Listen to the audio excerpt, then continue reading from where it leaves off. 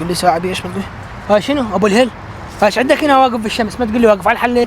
صدق تحكي؟ والله يا اخوي يعني شو احكي لك، شو اسولف لك نقول لك؟ احكي شو يعني نقول؟